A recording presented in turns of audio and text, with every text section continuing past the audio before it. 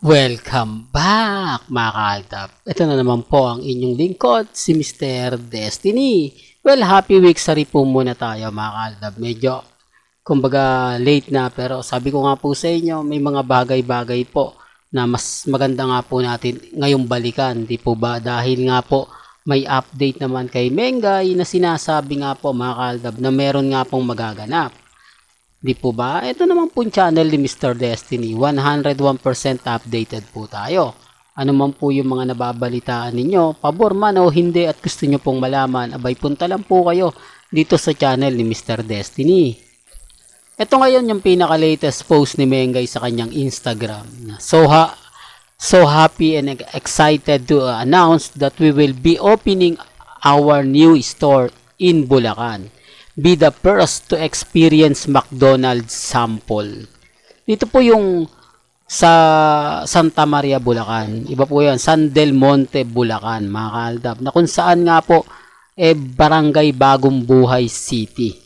Dito po mga kaaldab po pwede kayong pumunta sa October 28. Real talk to mga kaaldab, alas 6 po ng umaga. Sa mga hindi po nakakaalam, ito po yung address niya, Dr. Eduardo B. Ronquero Avenue, Barangay Bagong Buhay City, San Jose del Monte, Bulacan. Ito po yung mga special offer po nila. Na kung saan nga po sinasabing pupunta raw po doon si Main Paul Carson. Alas 6 po yan ng madaling araw. O sabihin na natin 6 a.m. ng umaga. Kumbaga, pero mas maganda po talaga kung madaling araw, di po ba? Although maraming pupunta dyan, di naman natin dinadown, baka may mag-react naman dyan. Ako, Mr. Destiny, pinopromote mo na naman, halatang main fanatics ka, di po ba? Alam ko naman po na ganun ang pambasag nila.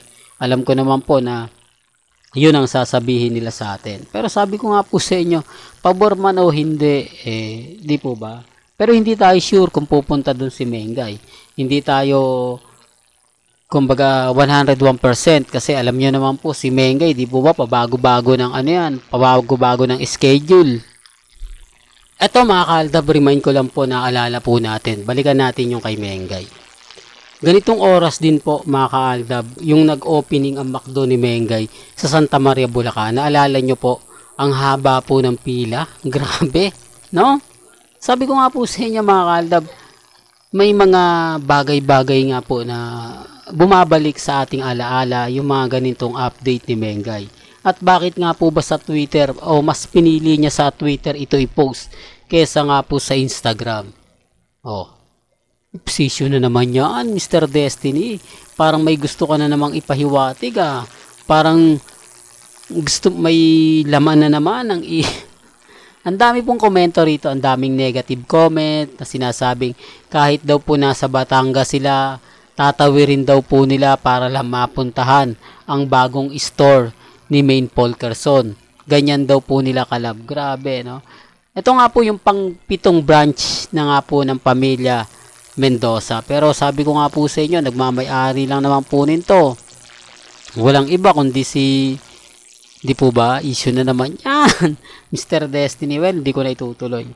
Sa akin lang mga kaaldab. Ito baka yung mga main fanatics, yung ibang Aldab Nation, sabihin nyo, nako, yan na naman, main fanatics na naman si Mr. Destiny. Hindi porket pinopromote ko to, ganun na po tayo. Para fair lang, kasi napopromote daw po natin yung 5 breakups and romance, tapos ito, hindi man lang daw natin na bibigyan ng ganap, hindi mo daw natin na bibigyan ng update. Okay lang naman po. Sabi ko nga po sa inyo,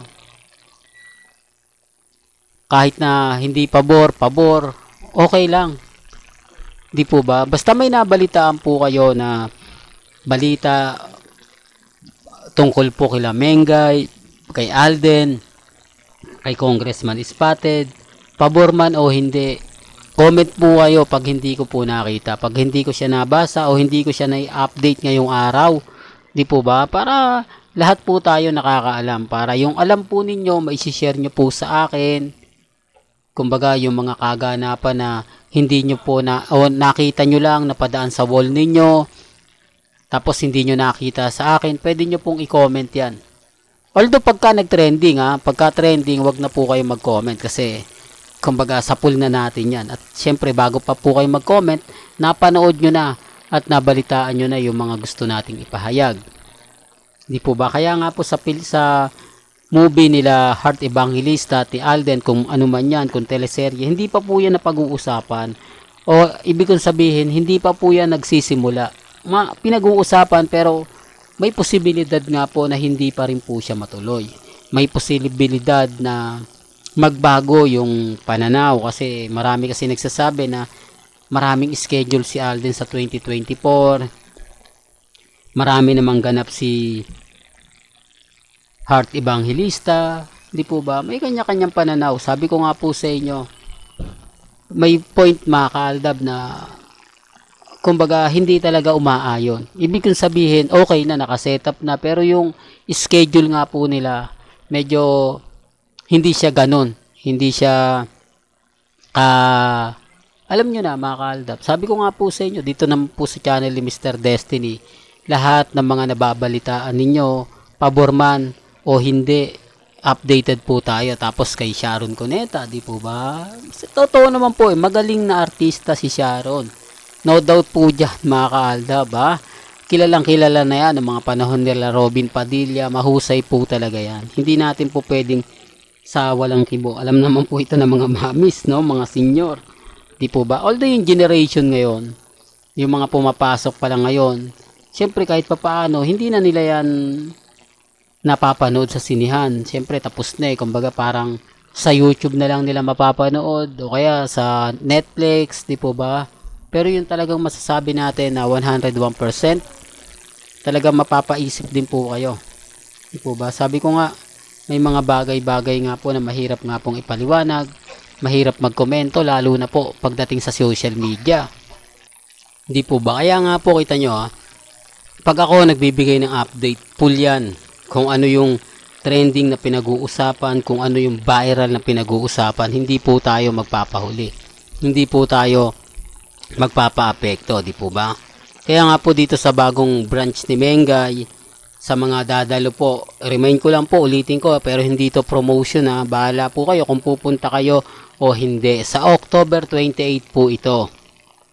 Araw po ng Sabado, alas 6 ng umaga.